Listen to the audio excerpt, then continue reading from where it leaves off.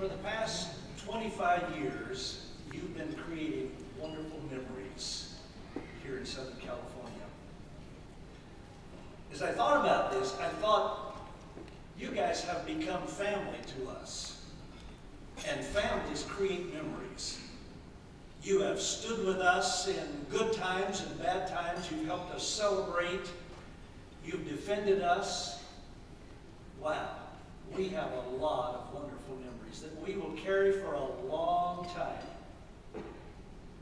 Ray, I've watched you handle some really delicate situations.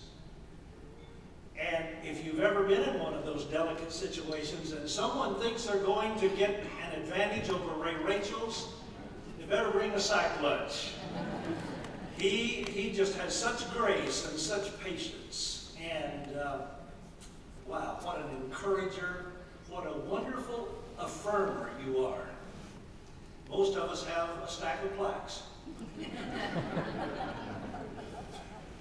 And Judy, you've created some amazing memories here in Southern California, both as our First Lady and for the many years that you directed the Women's Ministries Department. You did it with such skill and such grace.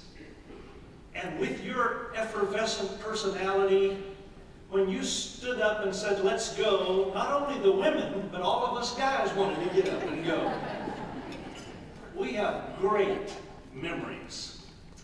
And we have, with the help of these wonderful assistants, we have some books of memory that we want to give you now that you will have nothing to do. You can sit around and read these wonderful memories.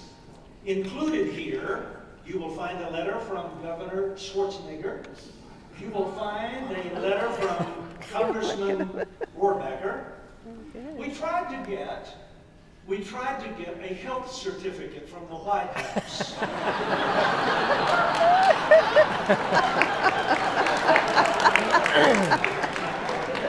But when they found out your age, they said, tell him to just take a pill.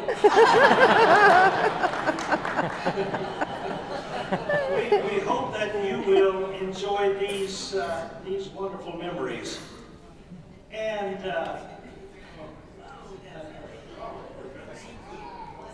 in addition to that, the Executive Presbytery here in Southern California has asked the ministers and the churches of our fellowship to show their expression of love to you in a monetary way, and the response has been very good.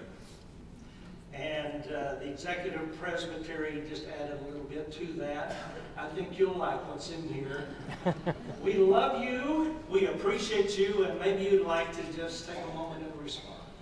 God bless you.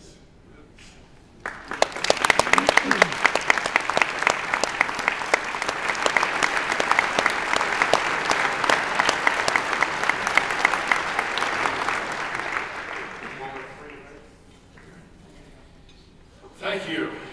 Oh my goodness.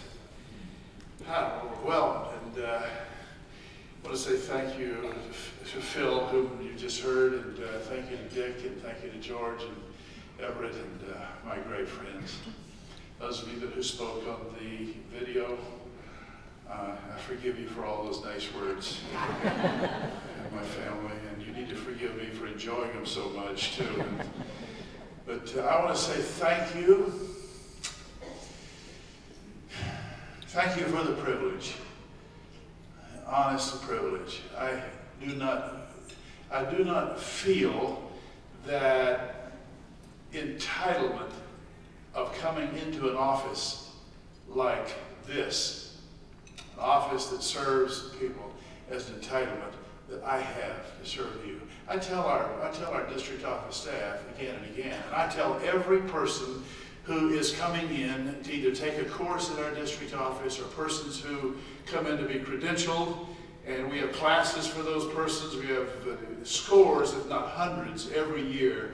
The one message that I never fail to give is that the district office is a resource center, but our district office, I Our district office is not present. It is not here for you to serve this office. The district office, the district superintendent, the assistants, the secretary treasurer, the personnel, everybody that works, that serves as an officer or as a servant in the district office is present to make sure that the work of the local church succeeds. Our job in the district office is to serve people who are in the local church, its ministry, our missionaries, people who are lay people, wherever you are. We have no reason to exist. We have no reason to be present here unless it is to make sure that you succeed in the place where God has called you to serve. So, and I have felt that way, and I think it is the right thing. I think it is the biblical base on which to stand as a servant leader. And I've appreciated the wonderful models that have gone before. As a matter of fact, Fred Cottrell is not here today because God took him a couple of years ago. He passed away, but when I came into the office, he was the district superintendent for 2 years, and he resigned, and he became a fabulous post-superintendent leader. Fabulous post-superintendent leader. One of the things he sent me one day was a note that said, in the early days of the Pilgrims and the Pioneers, they established a settlement, and the first settlement only had a road that led out for a maximum of 12 miles. Beyond 12 miles, you're on your own. There are trails, but 12 miles of road, and that was it. And I feel maybe that these years have just been that 12 miles of road. Maybe there have been a few more, but beyond this, Judy and I, we're not really sure of what the next step, what kind of wilderness is there. We know there are lots of trails, but God helping us, we're going to do our very, very best. And I thank you, we love you, we appreciate you more than we can ever say to you. In the 90s, Tony Severo, I'm a collector. I was talking to George a few minutes ago. He's a pack rat. He confessed that. He keeps everything. I have the same problem. I'm a pack rat. I got stuff that I'll never find again. This is the one to come. We were exchanging stories about that. I know where some of it is.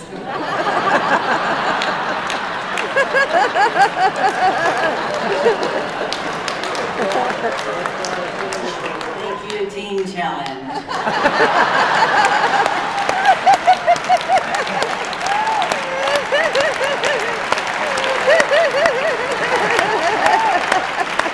It's always work, you know. I told you to stay out of my stuff. I had to make room for all you're bringing home soon. Oh.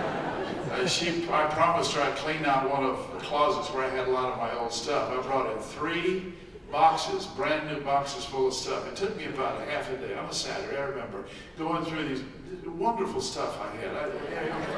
She was with a small trash can.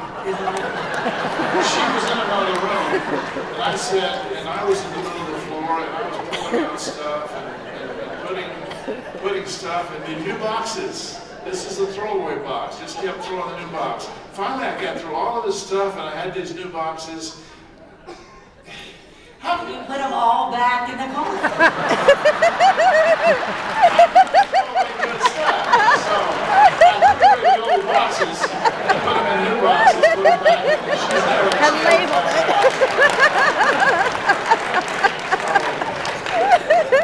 it. So, and don't you mess with my stuff. That's good stuff. I don't know who wants it but me. Actually, I did open a box last week, and it had some file folders on it. It was ideas for growing the choir. From Dayton, Ohio, circa 1962.